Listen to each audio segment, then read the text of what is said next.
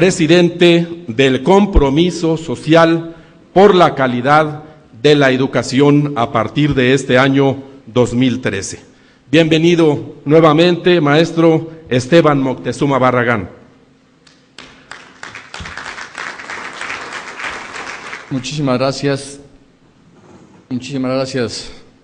profesor Juan Díaz, y gracias a todos ustedes por recibirme aquí en su casa y por invitarme a una charla entre amigos y entre profesionales que hemos estado muy de cerca, muy de fondo, muy de raíz en muchos cambios educativos que ha habido en el país y al mismo tiempo pues siendo testigos del enorme reto que significa la educación hoy para el mundo y para México. Hace unos días platicando con Juan estábamos analizando varios temas que me pidió conversar con ustedes y por eso yo quisiera explicar en primer lugar el título de la ponencia, porque no es un título que se entienda muy fácilmente: interlocución y paz social. En mi concepto, en México siempre estamos analizando los problemas y pocas veces las causas. Muchas veces estamos viendo el resultado de una serie de fenómenos que se han dado en el país sin ver a fondo las causas. Y esas causas no se ven a fondo porque quien las analiza siempre está parado en un lugar de la sociedad que le ha generado un código cultural para ver las cosas. Y como en México tenemos profundas diferencias culturales, pues cada quien ve un México distinto y un futuro distinto. Y esto, si no lo sanamos, si no lo armonizamos, pues nos va a llevar y nos va a seguir llevando a temas de inquietud, de violencia, de confrontación. Por eso, quien asuma el rol de ser un interlocutor social va a ser quien asuma directa e indirectamente un rol de buscar la paz social. Vamos a ver muy rápidamente por qué estoy diciendo esto. ¿Cómo es que nace una nación? Hay una profunda diferencia entre país y nación. La nación es un conglomerado de personas que comulgan de los mismos valores, de los mismos anhelos, de las mismas creencias políticas, religiosas, económicas, que tienen la misma historia. Y un país es una organización de personas que se declaran ante el resto del planeta como un conglomerado político, que tiene un territorio, un gobierno y una población, pero muchas veces esta población son varias naciones. Ejemplos claros de ellos: Checoslovaquia. Checoslovaquia ahora está dividida en dos naciones que le dieron fundamento, que es la República Checa y Eslovenia. Ejemplo de ello, Yugoslavia, pues que también tuvo una división en todas las naciones que la integraban, sin embargo era país. Y qué mayor ejemplo que la URSS, que era un país y que ahora son 16 naciones. Y cada nación, no necesariamente cada país, tiene un código cultural diferente. Quienes han estudiado los códigos culturales, curiosamente lo han profundizado en la mercadotecnia. Y yo les quiero poner el caso del Jeep. Jeep, para promoverse en Europa, trató de descubrir cuál era el código de cada nación europea. Y llegaron con los franceses y les preguntaron: ¿qué es para ti un Jeep? Y los franceses dijeron: bueno. Llegaron los americanos en sus Jeeps, liberaron París y sacamos a los nazis de Francia. Para mí el Jeep es un sinónimo de libertad.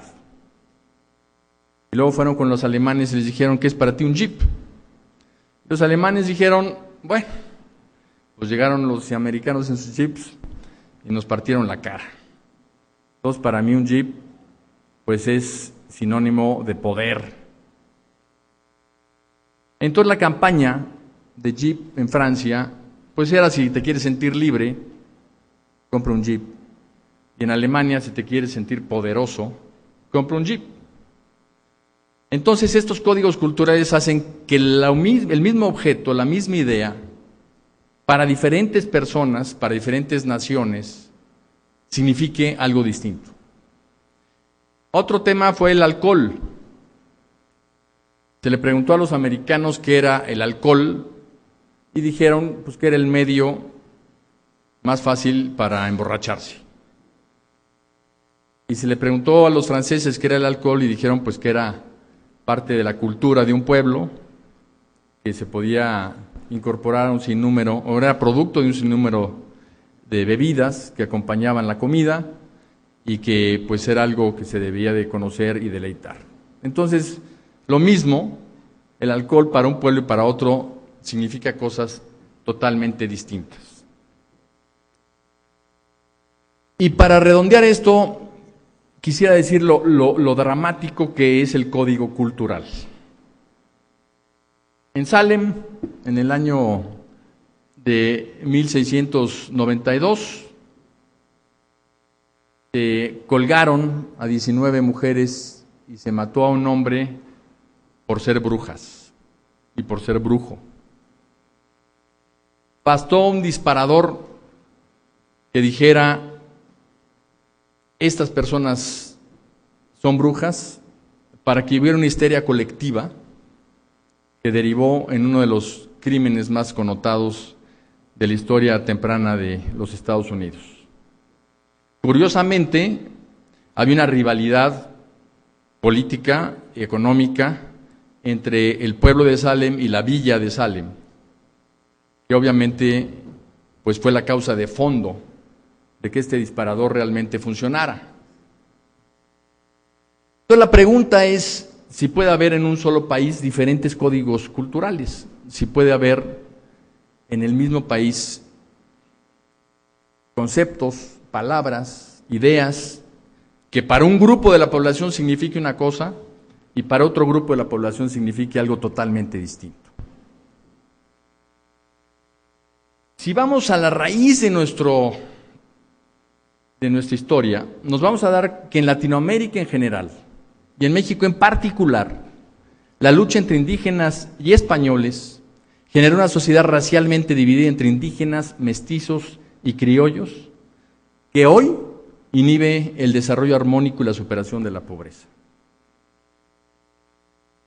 Imagínense ustedes que la población indígena de México, cuando se inició la llegada de los españoles en 1519, se calcula, no hay cifras exactas, pero en alrededor de 6 a 9 millones de personas.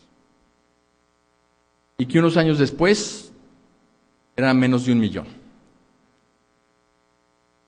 Imagínense ustedes que todo el código de creencias quedó destruido, que lo que ustedes estudiaron, que a los dioses que veneraron, que el idioma que hablaban, todo eso era algo prohibido. Pero además, voltemos a vernos e imagínense que solo sobrevive 1 de cada 10 de las personas que estamos en este salón. En la zona mixteca se calculaba que había 700,000 mixtecos y que quedaron 40,000. Entonces, el drama de este pueblo, que ¿qué tan lejos está la conquista? No me lo van a creer, pero apenas 13 generaciones del día de hoy. Si contamos 13 generaciones, estamos viendo que de la mitad de la mesa para acá es lo único que hay entre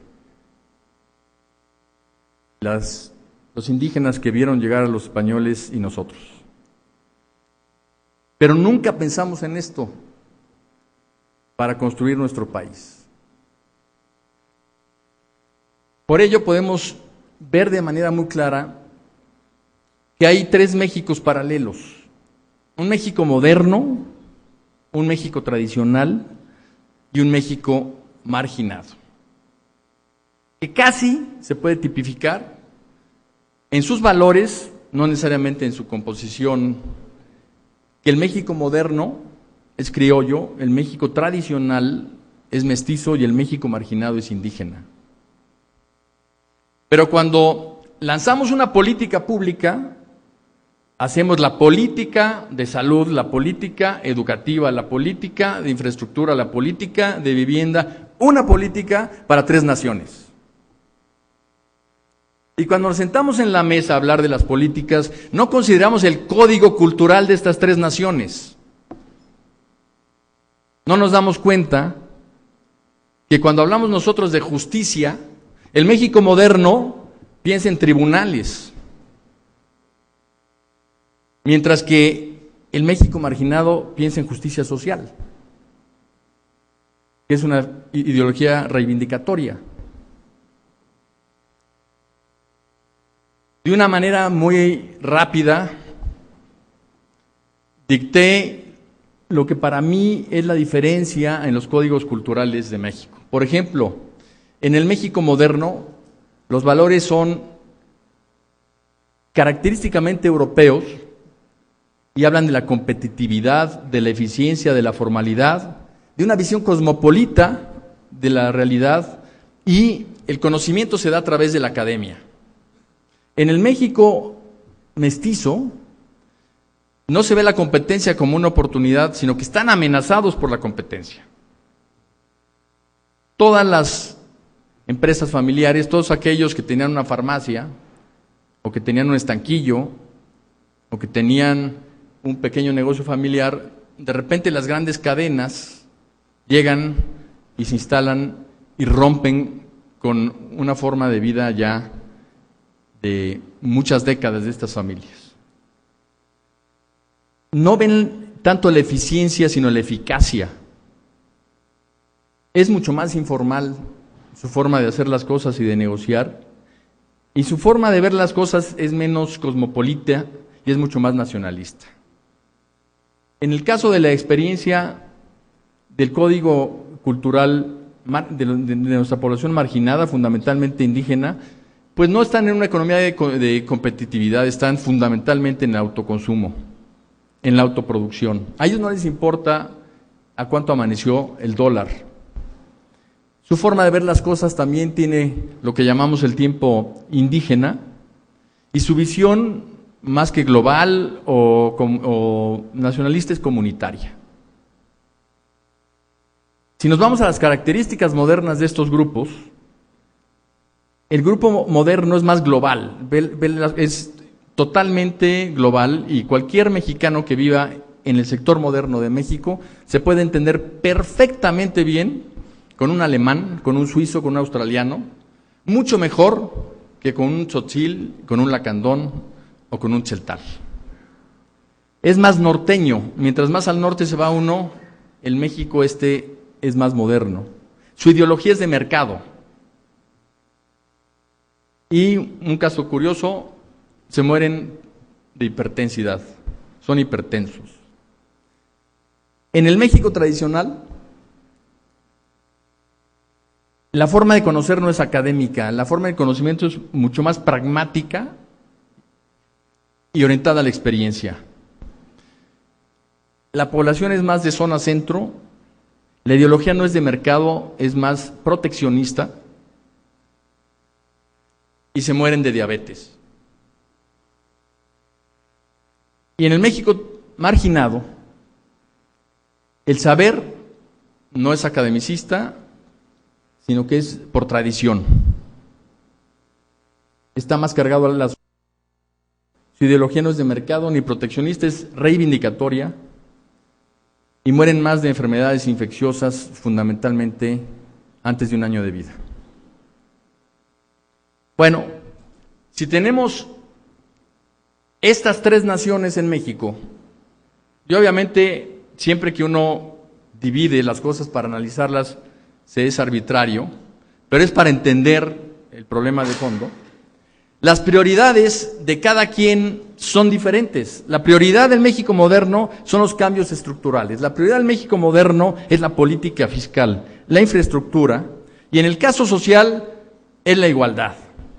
En el caso de las prioridades del México tradicional, más que cambios estructurales, quieren vivir un Estado de Derecho. Quieren poder hacer las cosas sin que todo se haga a través del abuso, la prepotencia o la corrupción. Más que nada están preocupadísimos por la seguridad de sus hijos y familias. Su problema económico fundamental, más que relacionado con los cambios estructurales, es el empleo. Y más que buscar la igualdad, lo que buscan es la equidad, considerando que hay una diferencia muy importante entre igualdad y equidad. Porque equidad es tratar desigual a los desiguales precisamente para llegar a la igualdad. Y finalmente, pues obviamente las prioridades del México marginado están totalmente relacionadas con la salud. México es la economía número 14 del mundo. En mortandad materno-infantil deberíamos estar en el lugar 14. Estamos en el 109, como un dato. Educación, obviamente, la única vía que ve el México marginado para salir adelante es la educación. Derechos humanos, aquí no se trata de cuestiones más sofisticadas, lo que quieren es que se respeten los derechos humanos, y más que igualdad y equidad, lo que buscan es justicia. Ahora, si tratamos de trasladar este código cultural a la educación, pues nos vamos a dar cuenta que el México moderno lo que busca es una educación eficientista. Lo que busca es el desarrollo de competencias. Lo que quiere es que la gente desarrolle sus habilidades y sus conocimientos para poder participar en la vida productiva de una manera más eficaz y eficiente. Entonces, cuando nosotros vemos las propuestas de política educativa del México moderno, tenemos que entender que en la lógica de este segmento de la población, esto es absolutamente razonable, porque ellos están viviendo en la globalidad, ellos están viviendo en la competencia, ellos están viviendo en la competitividad internacional, ellos están viendo muchas cosas que hacen que México en el sector moderno no se modernice más y no crezca más. Pero si nos vamos al México tradicional, ahí las prioridades es una educación humanista. Más que una educación para el mercado, es una educación para la vida. Buscan mucho más una educación artística y cultural que complemente su educación en lectoescritura y matemáticas. Ven la formación de valores. En este México tradicional, la mujer está trabajando porque la familia no puede sobrevivir de otra manera. Y antes la mujer formaba a los niños. Y ahora que está trabajando, el hombre no ha tenido ni la voluntad ni la inteligencia de suplir, aunque sea parcialmente, el papel de la mujer en el hogar. Y es por ello que tenemos en este momento problemas muy serios en transmisión de valores. Entonces, dice, bueno, que la escuela transmita valores. Antes había un pacto casi explícito en donde la escuela informaba y la familia formaba. Y ahora hay una necesidad social de que la escuela, además de informar, forme. Y el México tradicional también le interesa mucho la defensa de lo nuestro. Le interesa mucho que aunque nos metamos al mercado internacional, a la globalidad y a la competencia exterior, no perdamos nuestra esencia de mexicanos. En el caso del México marginado, ellos ven la educación como un proceso de reivindicación, como la única puerta que hay para salir adelante. Cuando una familia indígena lleva a su niño de la mano y lo deja en la escuela, está confiando plenamente que en esa escuela le van a dar futuro. y no entiende realmente si el programa de estudios, si los contenidos, si el método es el adecuado. Lo que entiende es que lo adecuado es que su hijo esté en la escuela. Y es muy común escuchar a estas familias diciendo, nos estamos partiendo el lomo, cargando piedra, arando el campo para que nuestros hijos estén en la escuela. Y tienen esa confianza. Y ustedes lo ven en todos los estudios de opinión, en todas las encuestas. La confianza que hay en el maestro y en la escuela mexicana por parte de la mayoría de los mexicanos. Lo que busca es que se eduque al país en respeto y tolerancia. Vienen 13 generaciones atrás de haber sido convertidos en esclavos.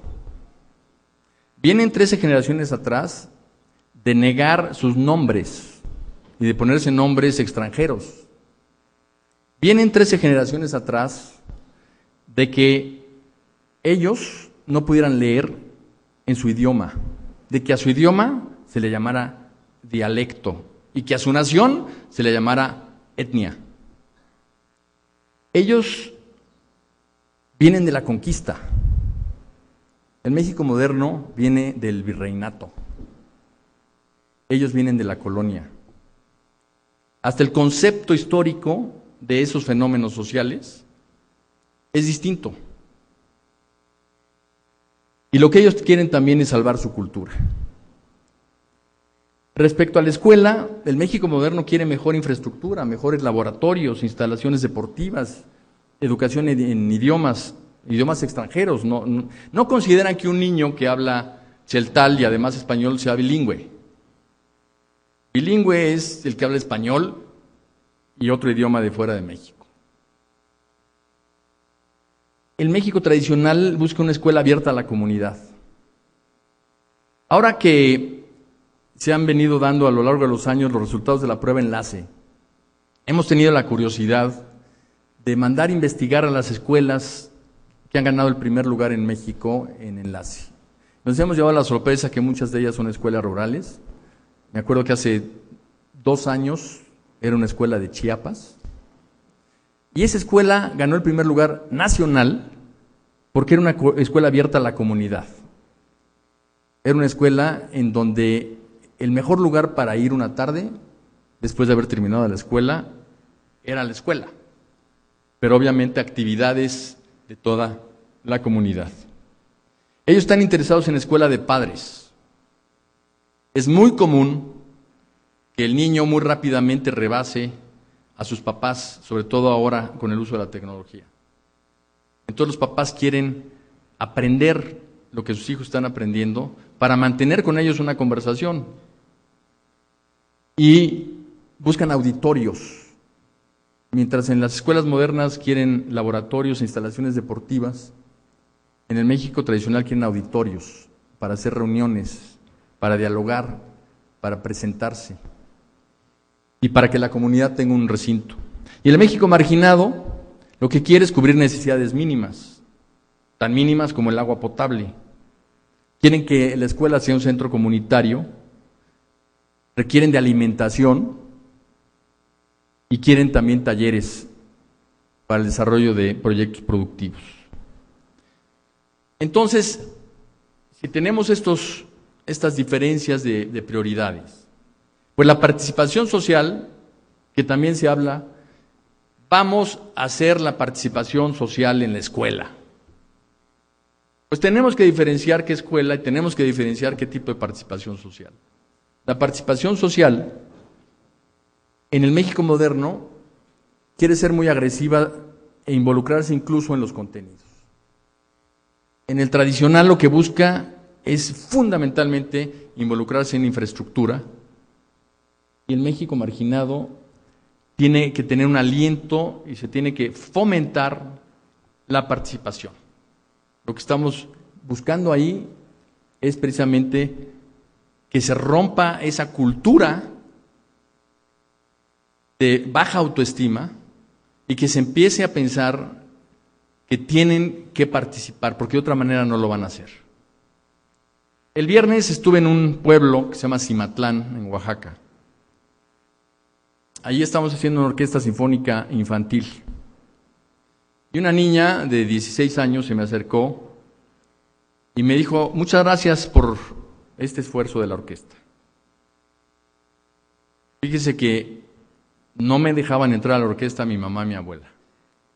Decían que las mujeres no estábamos capacitadas para aprender música. Pero yo me empeñé, y un día las invité a un ensayo. Y desde que me vieron tocar en la orquesta, ya me respetan, porque ya se dieron cuenta que soy persona.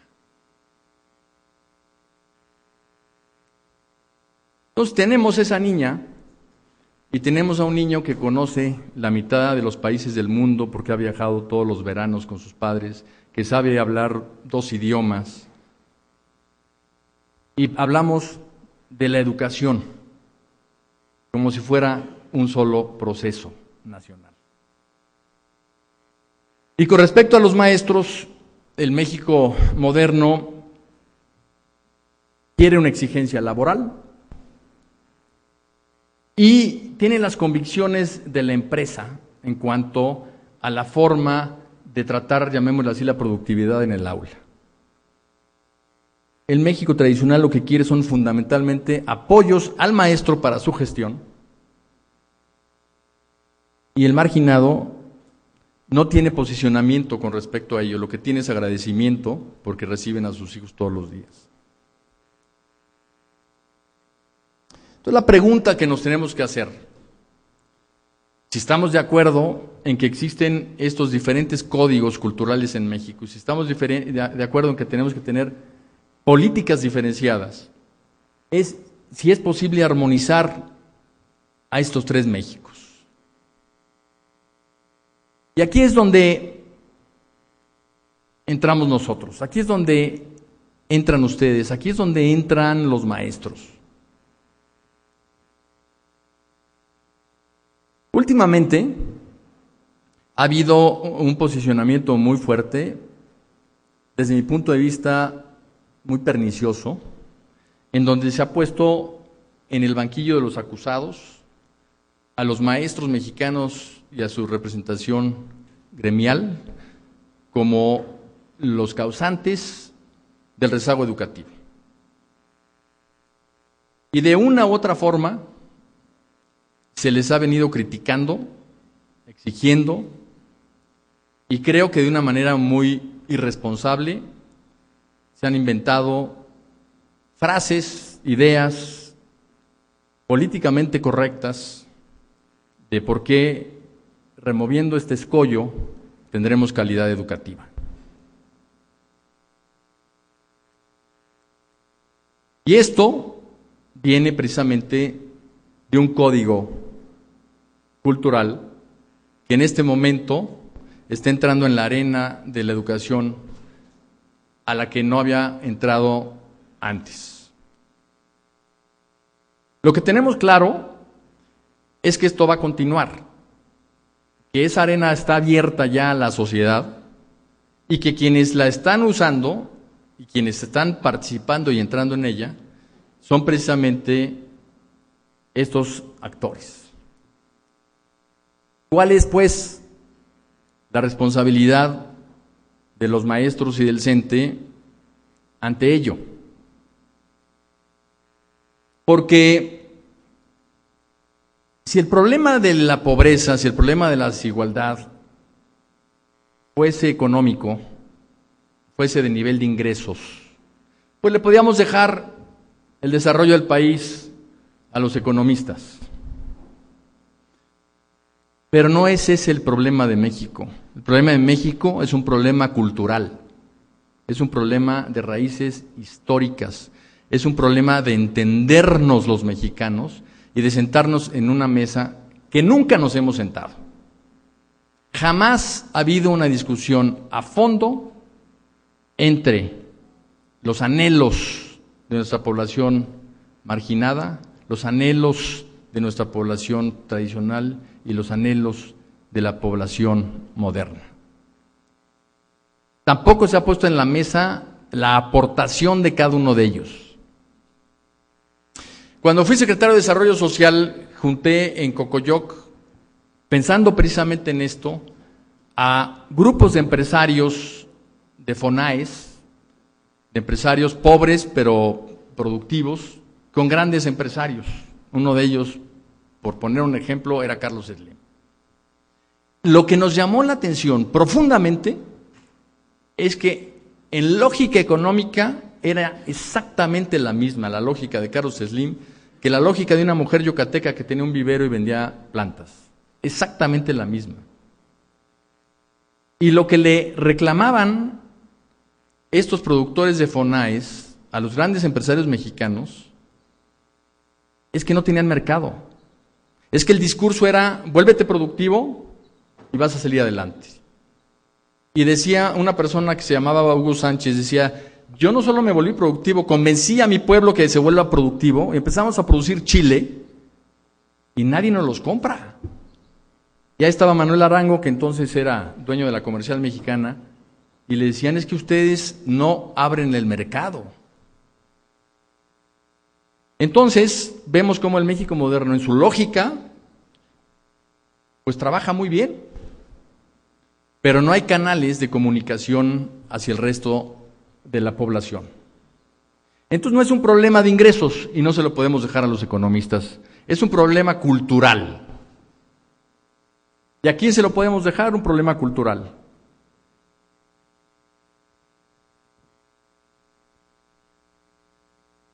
Todo el mundo habla del proyecto de país. Tenemos que construir el proyecto de país. Pues es hora de hacerlo. Pero para construir un proyecto de país, tenemos que considerar que ese país está constituido por 3 naciones. Si no, no nos vamos a entender nunca, y si no, en vez de estar peleándonos por reformas fiscales o energéticas y todo, vemos el fondo del problema, y entonces a partir de solucionar el conflicto real, la negociación va a ser muy fácil en todos los ámbitos. Y obviamente, pues no estaría fácil. Obviamente estamos hablando de un cambio profundo, complicado, difícil, que afecta intereses, y por eso es tarea de titanes. Titán es la estrella, el satélite más grande de Júpiter. Es enorme, mucho más grande que la Tierra. Por eso se llama Titán. Entonces esta tarea a lo mejor necesita alguien más allá que el ser humano. ¿Qué perfil deben de tener quienes tomen este reto? Sin duda, tener una visión nacional.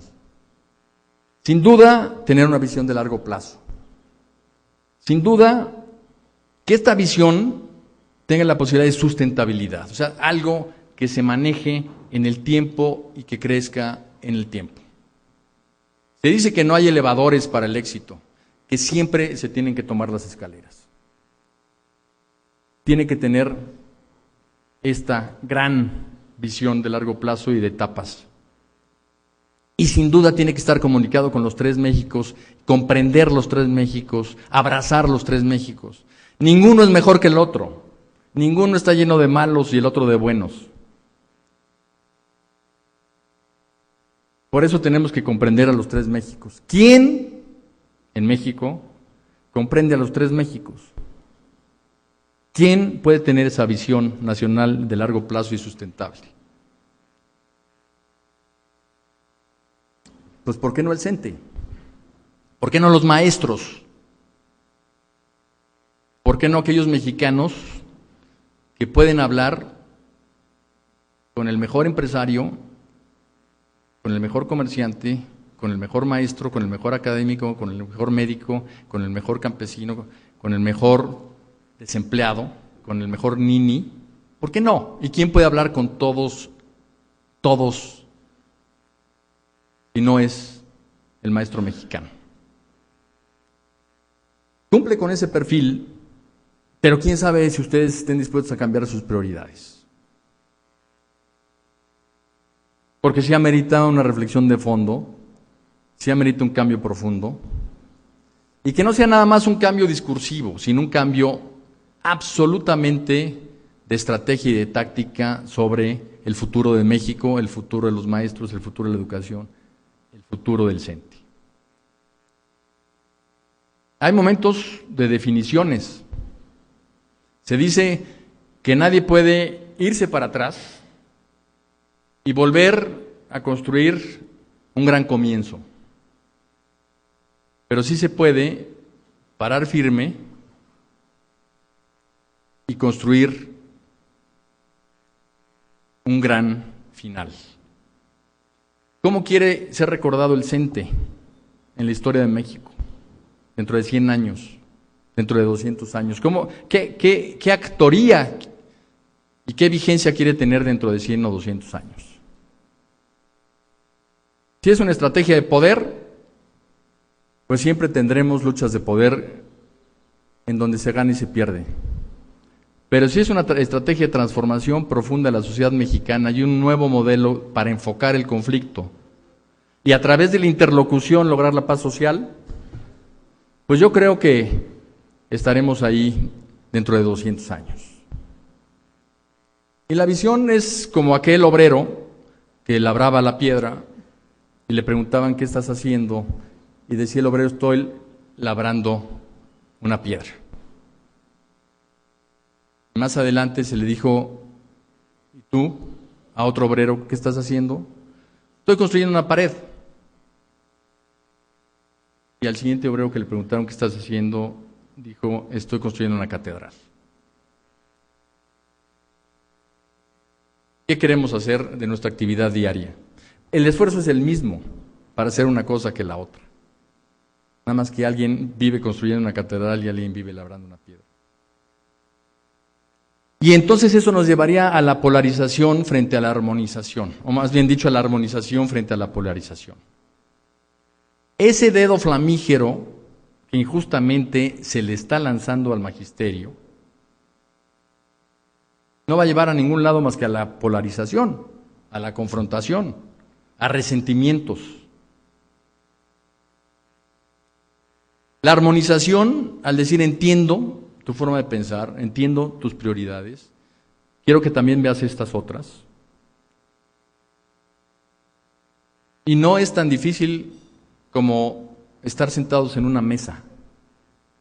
Yo les quiero comentar que hace, 2 meses estábamos sentados en una mesa cuando se presentó un documento del Instituto Nacional de Investigación Educativa, muy interesante, que decía cosas objetivas muy claras.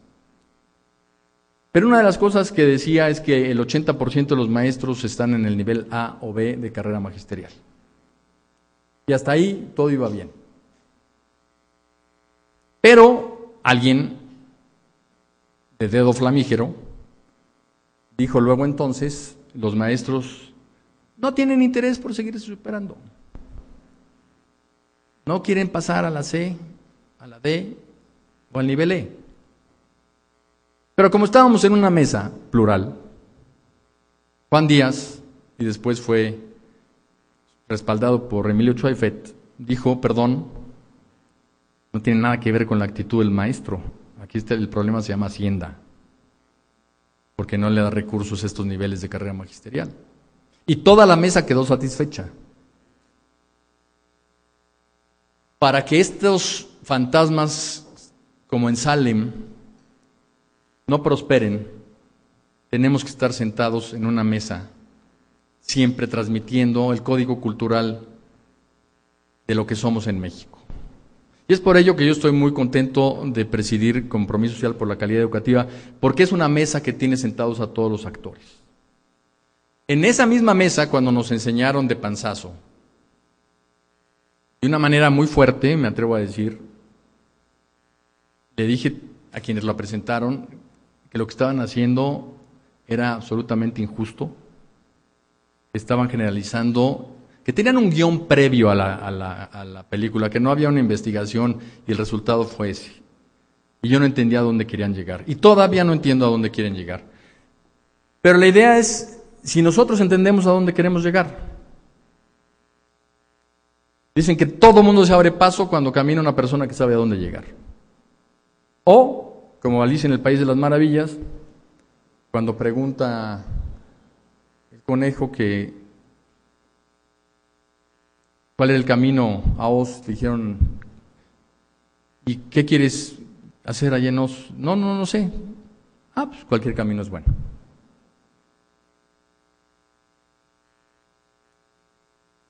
Entonces, en estos momentos difíciles, yo creo que es un momento de recordar esta figura del ave fénix. Porque cuando las cosas están hechas de veras, pues se pueden pasar incluso por el fuego y lejos de quemarse, se purifican. Entonces, ante esta cruzada contra el magisterio nacional, la opción es responder para confrontar o responder para armonizar. Porque también hay impunidad de otros actores. Si ustedes me preguntan a mí, Esteban Moctezuma, ¿en dónde está el problema de la educación mexicana? Yo no quiero simplificar porque es un tema complejo, pero una parte importantísima es la autoridad educativa. Y no esta, sino en general. Hemos tenido muchos problemas con la autoridad educativa y esto causa una enorme frustración a los maestros cuando en un estado les nombran a un secretario que no sabe nada de educación, pero que al maestro le tienen que poner pruebas para todo. Entonces, si lo que queremos es armonizar, eso no quiere decir callarnos la boca, ni quiere decir ser complacientes, quiere decir ser constructivos, quiere decir ser objetivos, quiere decir ser abiertos y tener siempre esa necesaria objetividad. Entonces, pues pasar de esas visiones mesiánicas que tiene el dedo flamígero, que quiere cambiarlo todo en un día, que removiendo una pieza ya todo cambió, pues pasar a la historia esta de Mafalda, en donde una marea alta saca muchas estrellas de mar a la playa, y Mafalda agarra una estrella del millón de estrellas que había en la playa y la regresa al mar. Y Manolito, pragmático, eficiente, le dice: bravo, nada más te faltan 999.999.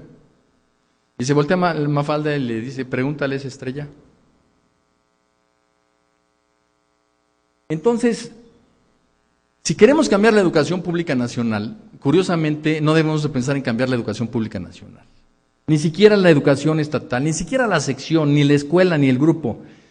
Es cambiar al alumno, es cambiar lo que está sucediendo en el proceso educativo en el aula.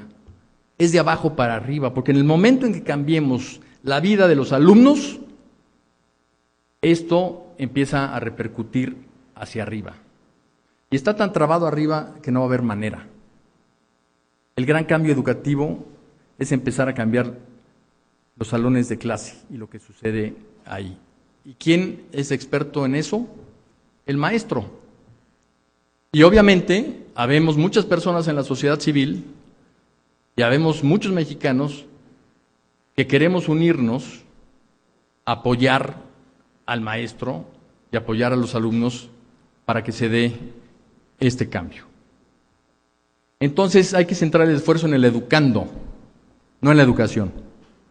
La educación es un concepto abstracto, el educando es un ser humano. Ahora, los lugares comunes del reto de la educación en México es la educación de calidad y la educación universal. En realidad, lo que estamos buscando es que el reto es educar a un niño o joven mexicano. No es un niño o joven normal. No es un niño joven en abstracto, es un niño joven mexicano. Y si pensamos en esos códigos culturales, pues obviamente tendremos que tener una educación diferenciada. Porque actualmente no hay ningún modelo que esté integrando tecnología, conocimiento, valores y formación del carácter. Que esto es precisamente la educación. La educación no es lectoescritura y matemáticas solamente. Es todo esto. Por ello, si se deciden hoy, creo que los maestros pueden ofrecer futuro a México y ser los grandes interlocutores para la paz social. El maestro no está solo. El maestro realmente tiene atrás de sí a la mayoría de los mexicanos. En casi cualquier encuesta, el aprecio hacia el maestro es enorme.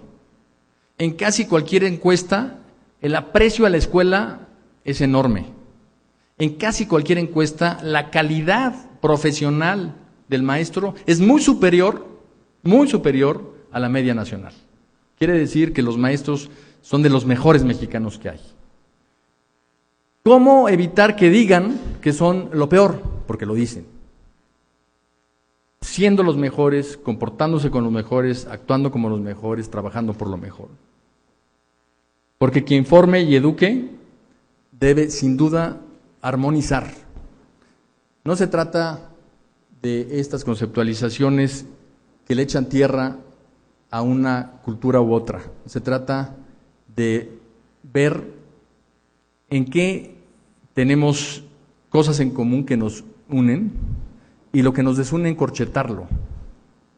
Por primera vez en la vida, en México, tener el vaso medio lleno y verlo medio lleno siempre y no medio vacío.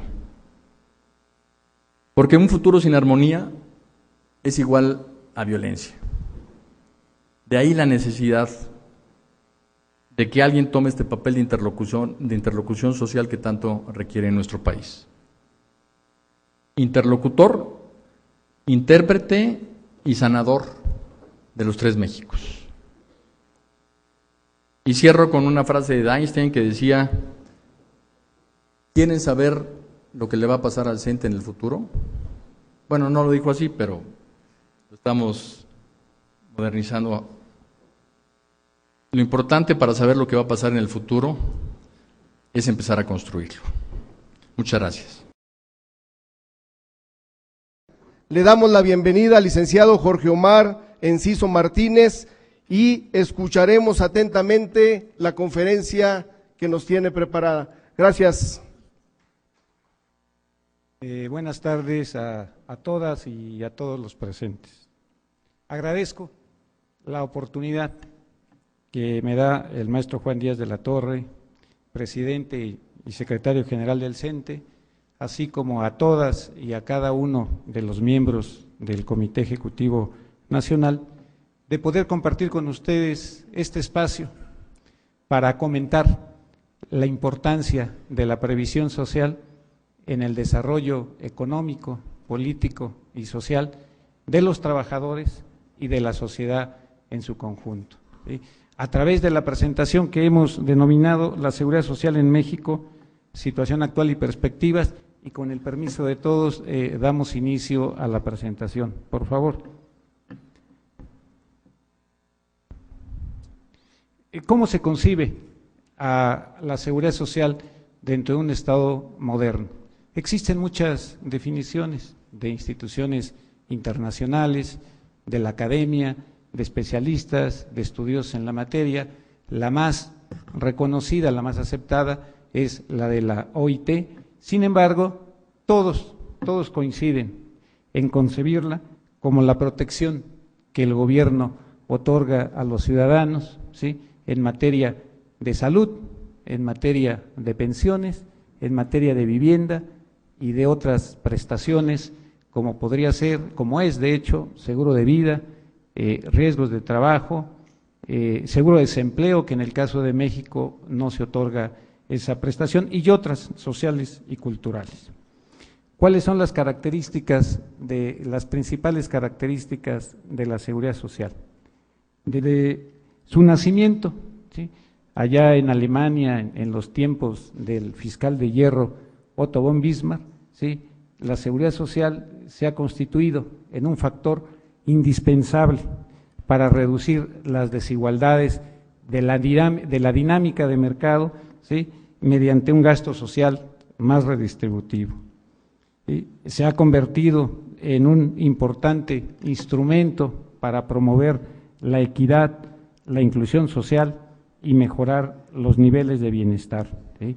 También juega un papel muy importante en la contribución de la actividad económica, ¿sí?, genera ahorro interno, promueve el empleo y contribuye al crecimiento de diversas ramas de la actividad productiva. También constituye una medida de política social de todos los gobiernos en turno para cumplir con su obligación de promover el bienestar de la población para mejorar su calidad de vida. Desde su nacimiento en México,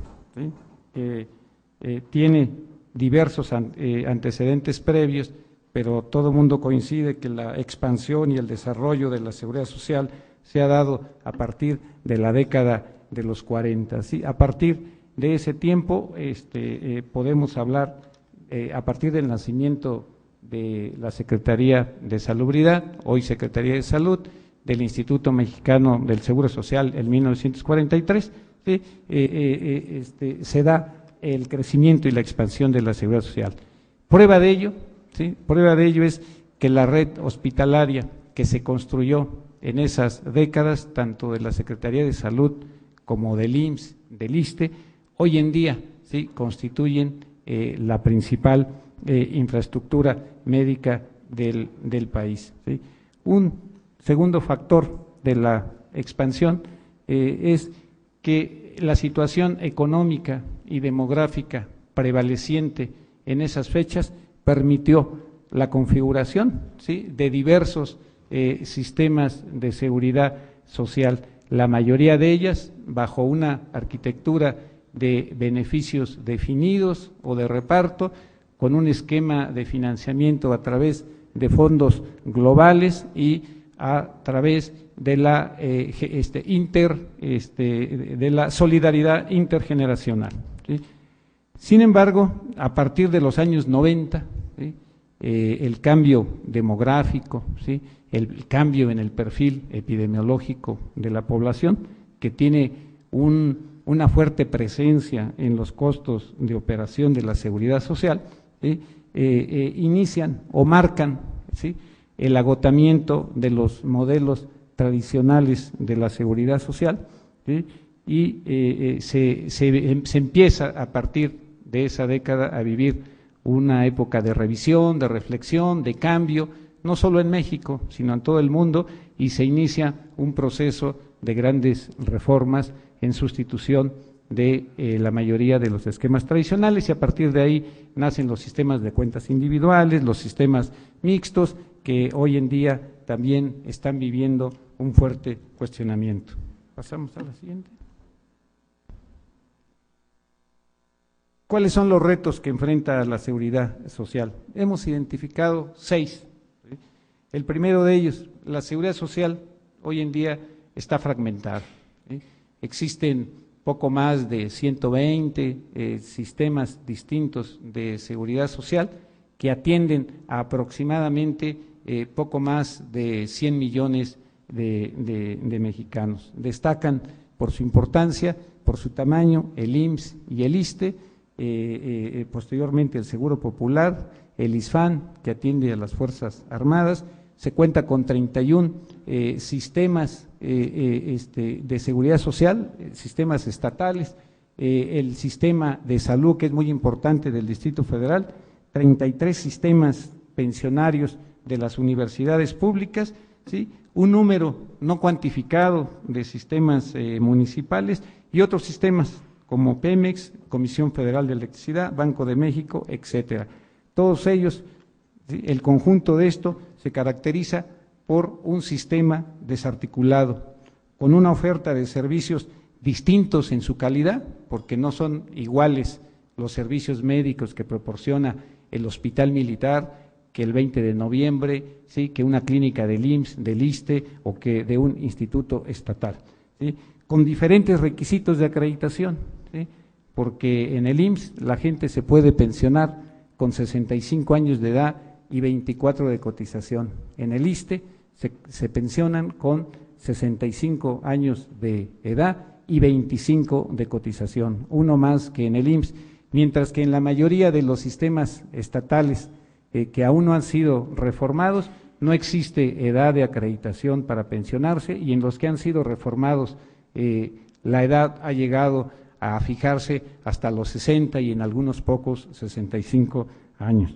También operan con distintos costos para los usuarios, porque mientras que en el IMSS la cuota para pensiones es de 6.5% del salario de cotización de los trabajadores, ¿sí?, más la cuota social que da el gobierno y llega más o menos como al 8.3%, en el ISSSTE la contribución es del 12.5%, ya incluida la cuota social, y puede llegar hasta el 21% del salario con el ahorro solidario.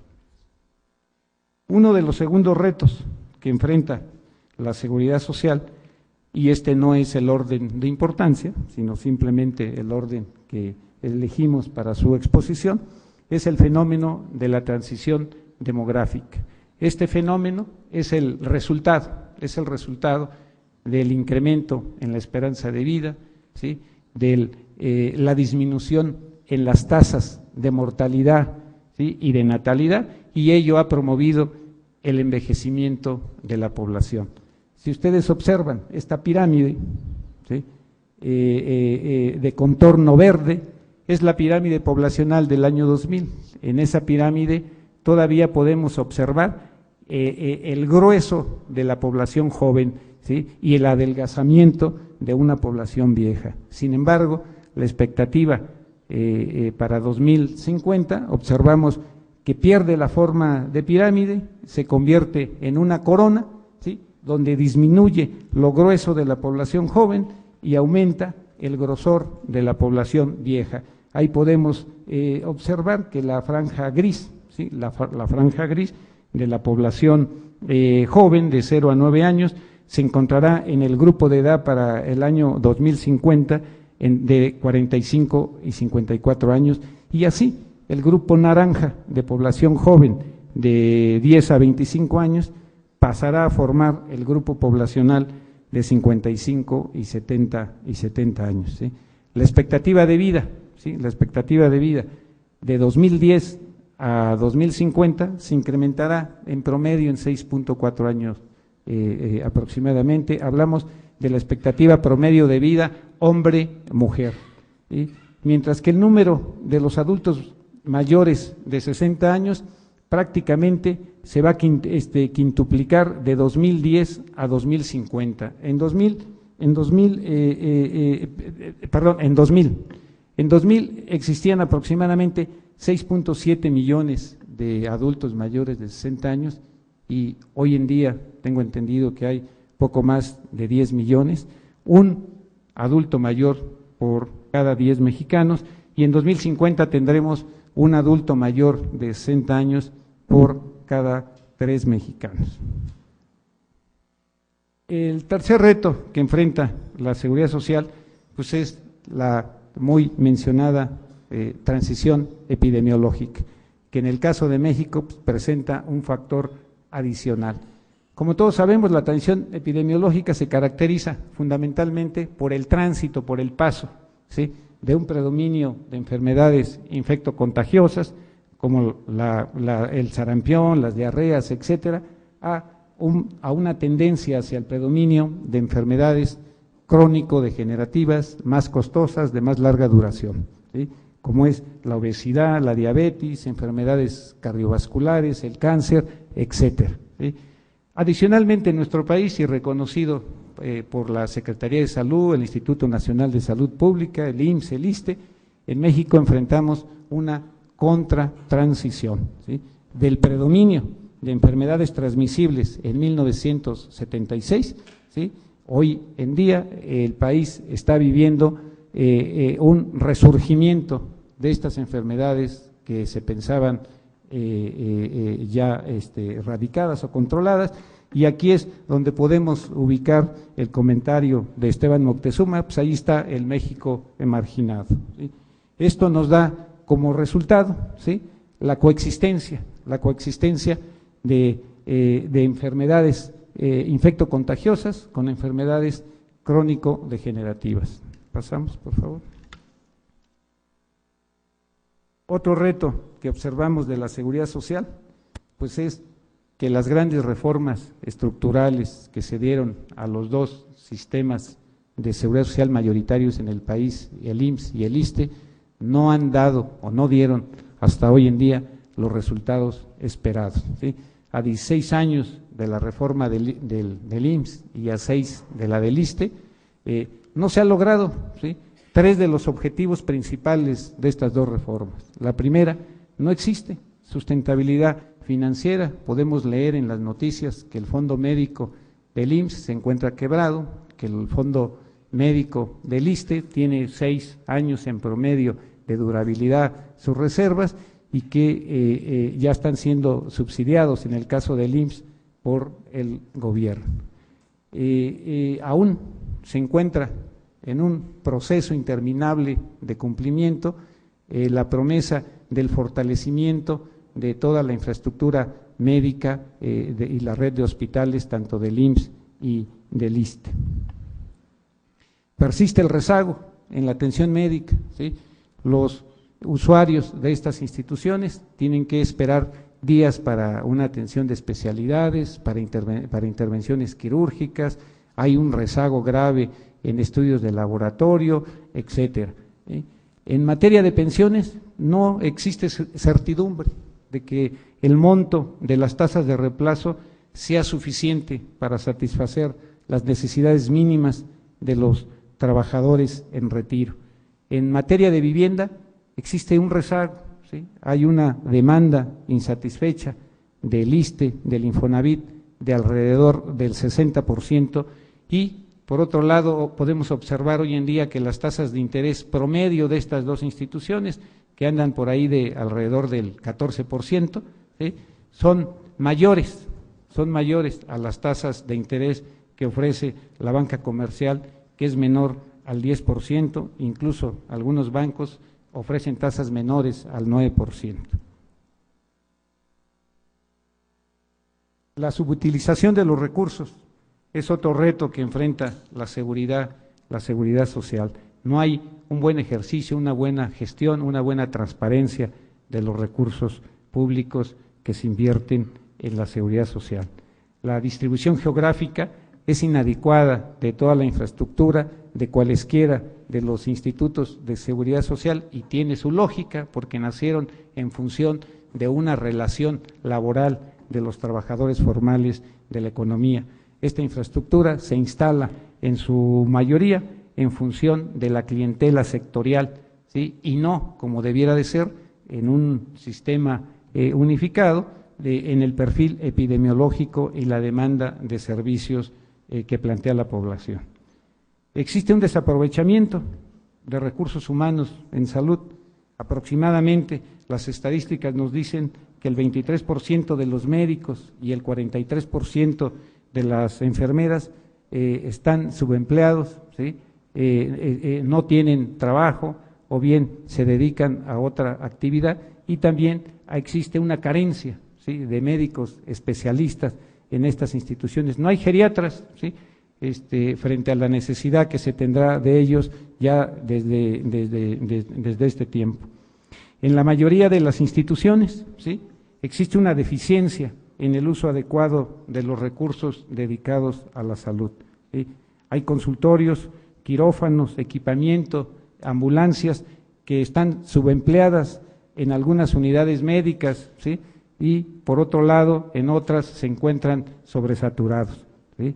También existe escasez de material de curación y de medicamentos que demanda la población.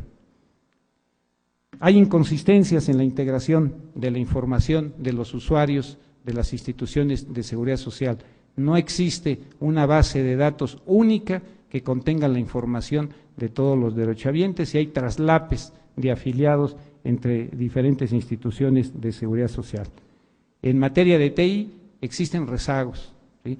No hay un expediente electrónico que permita llevar el historial clínico de los trabajadores de una unidad médica a otra, y mucho menos de una institución de seguridad social a otra.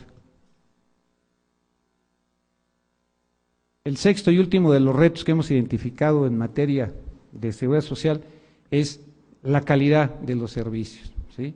De hecho, la deficiente calidad de los servicios es un tema que ha adoptado la presente administración y que la podemos identificar en los discursos de la maestra Mercedes Juan, titular de la Secretaría de Salud, y en los directores del ISSSTE y del IMSS, que han puesto por delante como uno de los retos de estas instituciones mejorar la calidad y la atención de los servicios, ¿sí? ¿Por qué se han deteriorado? Bueno, pues existen inercias administrativas en todas las instituciones, ¿sí? que generan en el personal resistencias al cambio para mejorar la operación y la funcionalidad de estas instituciones. Existen grupos de interés, ¿sí? en el ámbito médico y administrativo que se han apropiado en forma corporativa de los programas de salud y de las instituciones que impiden o retrasan las mejoras que se podrían hacer. Ello ha generado pues una añeja deficiencia, ¿no? en la calidad y en la atención de los servicios, tanto en el aspecto profesional, técnico profesional, la calidad de la consulta que da el médico, la calidad del diagnóstico, ¿sí? como en las relaciones interpersonales que se dan en el personal de primer contacto, ¿sí? y los usuarios que llegan a solicitar cualquier servicio a estas instituciones. Eso ha generado molestia e inconformidad, que por lo menos en la última encuesta nacional de satisfacción y trato de usuarios se identifica alrededor del 40% de insatisfacción de los servicios que proporcionan estas instituciones, y es probable que eso incluso supere al 50%.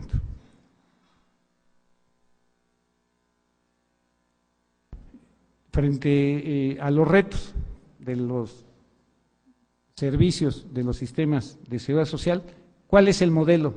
¿Sí? ¿Cuál es el modelo nacional en salud?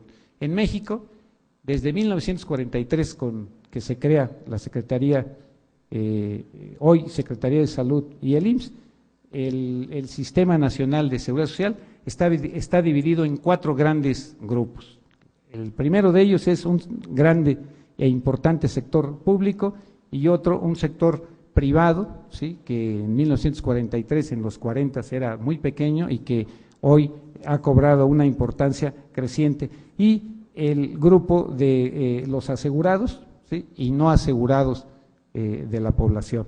Dentro del sector público destacan el IMSS y el ISSSTE, así como los institutos estatales de seguridad social y otras instituciones que cubren al sector formal de la economía, ¿sí? y cuyos beneficiarios son los trabajadores del sector privado, en el caso del IMSS, los trabajadores del sector público, en el caso del ISSSTE, y sus familias.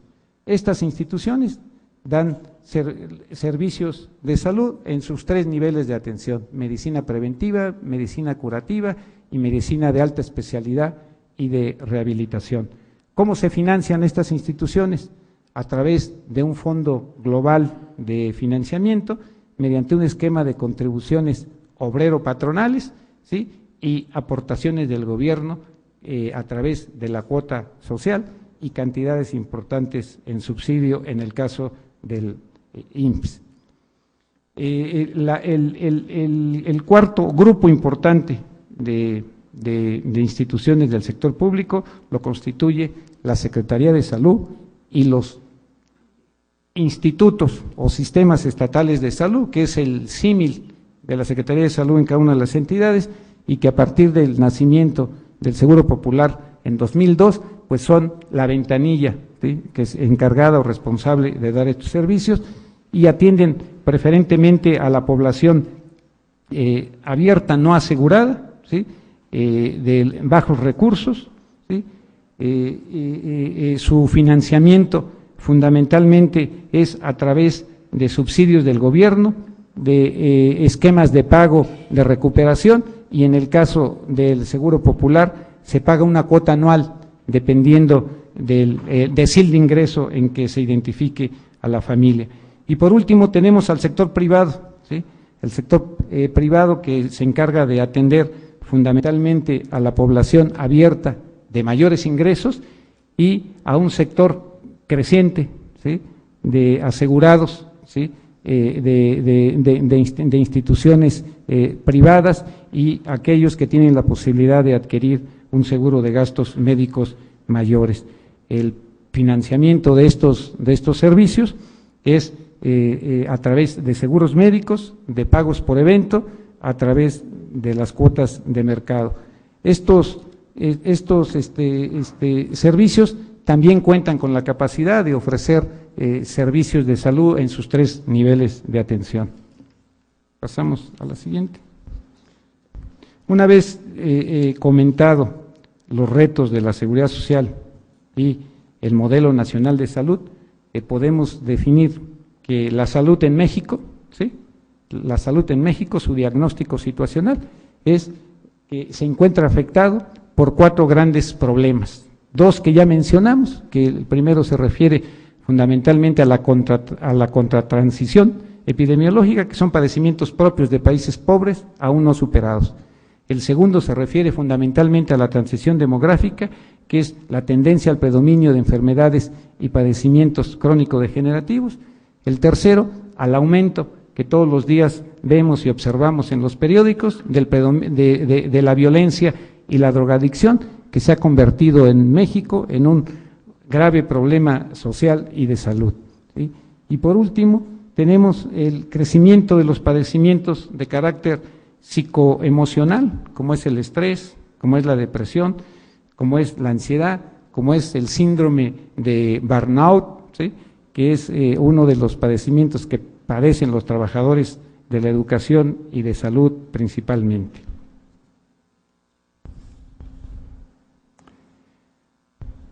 Frente a los retos de la seguridad social y su diagnóstico situacional, ¿cuáles podrían ser las oportunidades para mejorar los servicios de salud de las instituciones de seguridad social en México? Primero, aunque se ha dicho muchas veces, no se ha podido llevar o concretar en la realidad, es sustituir el actual modelo curativo por uno de medicina preventiva que privilegie, ¿sí?, a los adultos mayores, las enfermedades de las mujeres y la medicina de familia. Segundo, impulsar, ¿sí?, una mayor inversión en infraestructura, en equipamiento médico y en áreas de urgencia, así como contar con un expediente electrónico que pueda permear en todas las instituciones de seguridad social, ello con la finalidad de poder igualar gradualmente la capacidad de oferta y la atención médica de todas las instituciones, si no, no se podría pasar o transitar a un acceso universal en la salud. En tercer lugar, fomentar una cultura de productividad y calidad de los servicios entre el personal de las instituciones para poder mejorar la atención de los servicios, ¿sí? En cuarto lugar, instrumentar la separación del financiamiento y la provisión de los servicios. La mayoría de los especialistas coinciden que con este mecanismo se podría lograr una mayor transparencia de los recursos públicos y obtener una mayor productividad en su asignación a las instituciones de seguridad social. De hecho, en las leyes del IMSS y del ISSSTE, desde su reforma en 1995, la primera, y 2007, la segunda, está contemplado llevar a cabo esta separación y no se ha realizado. No se ha realizado porque el manejo central del presupuesto, en lugar del manejo descentralizado en las unidades médicas y la falta de un sistema de costos médicos unitarios, no ha permitido que se lleve a cabo. Adicionalmente, se tendría que promover la portabilidad, ¿sí?, promover la portabilidad y el acceso a la salud para que los usuarios puedan decidir de manera libre la clínica de su elección y el médico que los atienda. Y por último, corregir los desequilibrios financieros entre las instituciones, ¿sí?, y regiones, y poder articular con una sola visión el rumbo que deben de tener todas las instituciones de seguridad social. Si de favor le picamos ahí al link que está en la lámina, ¿sí?, ahí del lado derecho, la flechita naranja, por favor. ¿Sí? Bueno, ¿qué es lo que está pensando? ¿Sí? ¿Qué es lo que está pensando la presente administración en materia de sistema universal de seguridad social? ¿Sí? En el Pacto por México se contemplan y se establecen 4 tipos de seguro. establecer un seguro universal de salud, ¿sí?, para toda la población, establecer una pensión generalizada a personas de 65 años y más, y ahí hay una gran discusión, si es una pensión universal para todos los ciudadanos del país, o solo es una pensión para los adultos de 65 años y más que no cuenten con una pensión en otra institución de seguridad social. En tercero es un seguro de desempleo, en este caso está acotado solo para trabajadores del sector formal de la economía, ¿sí?, y un seguro de vida para jefas de familia, que ya la Sedesol ha establecido por ahí algunas reglas, algunos lineamientos, e iniciado la inscripción en su padrón. Siguiente, ¿sí? ¿Cómo piensan o cuál es la idea para llevar a cabo el financiamiento y la instrumentación de este esquema de Sistema Universal de Seguridad Social? Pues se tiene que partir de una reforma legal, obviamente a la Ley General de Salud, a la ley del IMSS, del ISSSTE y a otros ordenamientos legales. Contar con un padrón único de beneficiarios, que no se tiene, ¿sí?, contar con un sistema de costos unitarios que está trabajando de manera intensa la Secretaría de Salud, y disponer de un expediente electrónico que a pesar de los esfuerzos del IMSS, del ISSSTE, de algunos institutos de la Secretaría de Salud, todavía no se cuenta con él. Crear un fondo único de contribuciones e impuestos para financiar la salud. ¿Sí? Esto no quiere decir que se van a fusionar el IMSS, el ISSSTE, la Secretaría de Salud, o que van a desaparecer, simplemente que el presupuesto que se asigna a estas instituciones, Seguro Popular e IMSS, ISSSTE, lo va a concentrar un fondo único de contribuciones, mientras que la Secretaría de Salud, el IMSS, el ISSSTE, se van a convertir en entes articuladores, son los que van a recibir los recursos del fondo único y asignarlos a su red de unidades médicas para poder atender la demanda que plantea la población del lado izquierdo. Nos regresamos en el link que está ahí, por favor.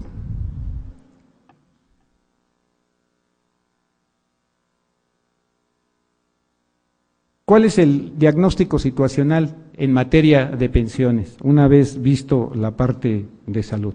¿Sí? La tasa de reemplazo esperada, ¿sí?, en el IMSS y en el ISSSTE son bajas, ¿sí?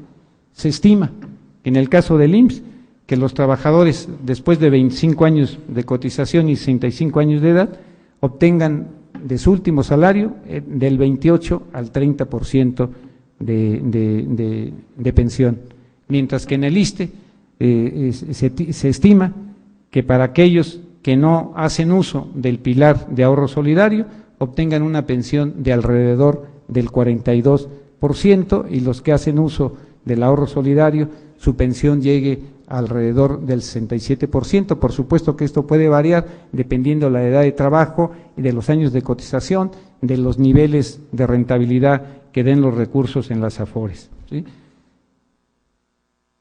El 40% de la población no se encuentra protegida por un ingreso que le asegure un nivel mínimo de bienestar durante la vejez, ¿sí?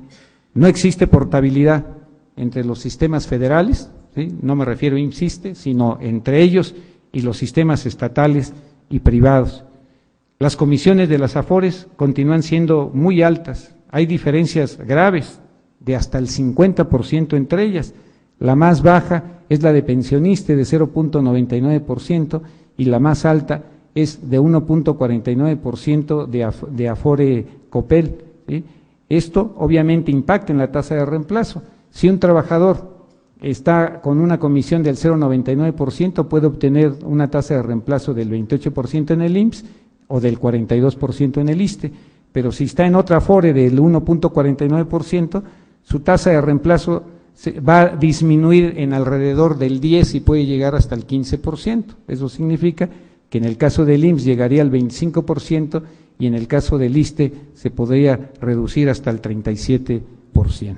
¿Sí? Existe morosidad, ¿sí?, en el pago de contribuciones obligatorias por parte de dependencias públicas y privadas, tanto de gobiernos estatales como municipales, y no se cuenta con un sistema de fiscalización adecuado que permita identificar, detectar a tiempo esta morosidad y sobre todo lograr que las entidades deudoras puedan pagar de manera oportuna, ¿sí? No existe competencia entre las aseguradoras especializadas en el pago de las pensiones, de las rentas vitalicias. En el caso del ISSSTE, que es donde ha venido operando este sistema de rentas vitalicias, porque es en el único sistema de seguridad social donde se han podido pensionar trabajadores de cuentas individuales por el bono de pensión que se les otorgó con la reforma, ¿sí? Solo existen 3 aseguradoras y las 3 aseguradoras le ofrecen al trabajador por el mismo monto constitutivo, le ofrecen los mismos servicios, en la misma magnitud de renta y no hay diferencia entre el monto de la pensión y la calidad de los servicios.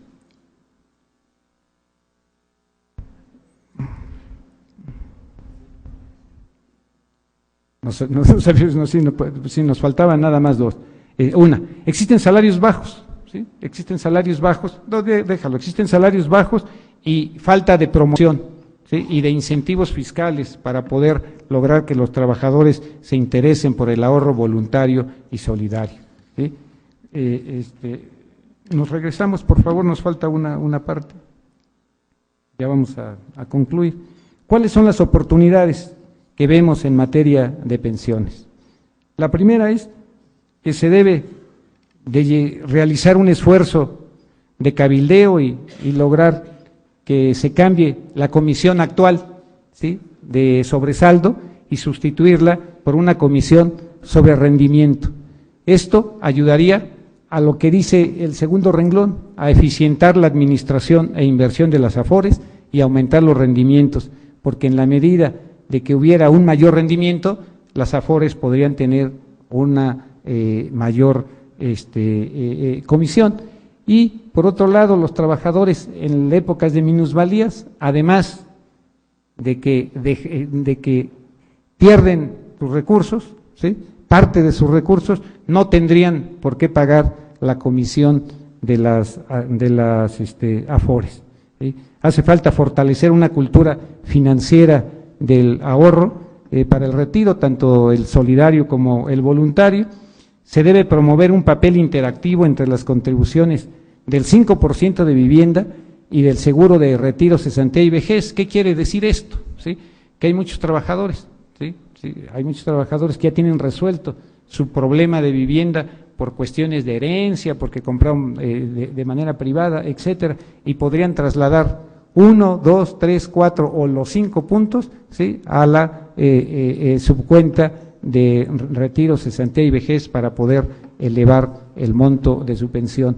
También los recursos, en lugar de que fueran administrados por el ISSSTE y el FOBISSSTE como hasta hoy ocurre, podrían ser administrados por las AFORES y obtendrían mejores rendimientos que los que hoy en día están obteniendo con la administración.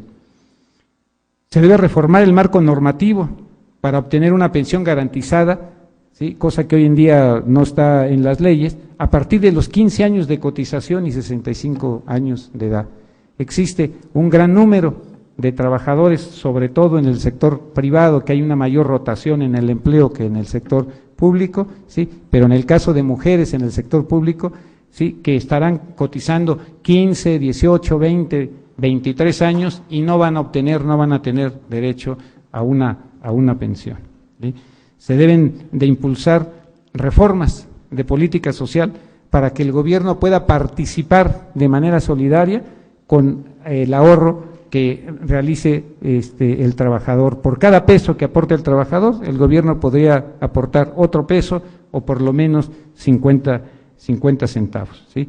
Promover la competencia en el mercado de las AFORES, que ya había comentado, y promover el acceso a una pensión universal a todos los adultos mayores de 65 años, pero independientemente de su condición laboral. Debe ser simple y sencillamente por el derecho que tiene por ser ciudadano mexicano.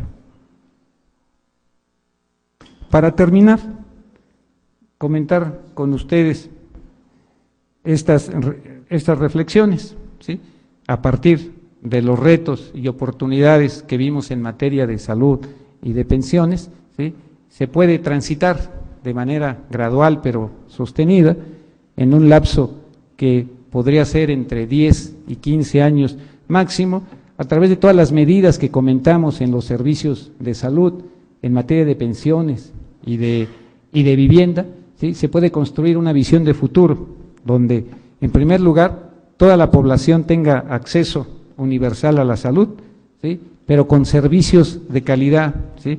Que le sea transparente a la población elegir una unidad médica del IMSS, del ISSSTE o privada, y que simplemente la elija porque le queda más cercana a su domicilio o porque el médico que la atiende es el que conoce que está en X o determinada unidad médica, ¿no? Construir un sistema universal de pensiones con 3 pilares, ¿sí? Uno, una pensión básica que sería la pensión universal para todos los ciudadanos mayores de 65 años, más una pensión que sería una pensión derivada, ¿sí? De la seguridad social que tiene cada trabajador, más una pensión que sería la que obtenga el trabajador por el esfuerzo del ahorro que lleve a cabo, ahorro, ya sea ahorro voluntario o solidario. La suma de esas 3 pilares sería la pensión final que se lleve el trabajador, ¿sí? Tercero, vivienda para todos, ¿sí? Eliminar los rezagos que se tienen, y 4, otorgar el seguro de desempleo a todos los trabajadores. México es suscribiente de tratados internacionales y de la norma mínima 102 de seguridad social, y de los 9 seguros o prestaciones que ahí se establecen, le falta lo que es el seguro de desempleo y prestaciones familiares. Con esto, aunque ahí suene a una frase simple, ¿sí? Pero la verdad que se podría transitar de la garantía del derecho, ¿sí? La seguridad social está garantizada por el artículo 123, la salud por el párrafo 3 del artículo 8, y la vivienda creo que es el párrafo 7 también del artículo 8 de la Constitución, y todos tenemos la garantía de contar con una vivienda digna, todos tenemos el derecho de acceso a la salud, todos tenemos derecho a la seguridad social, pero la idea es pasar de la garantía del derecho a la provisión real del servicio. Por mi parte es todo, muchas gracias.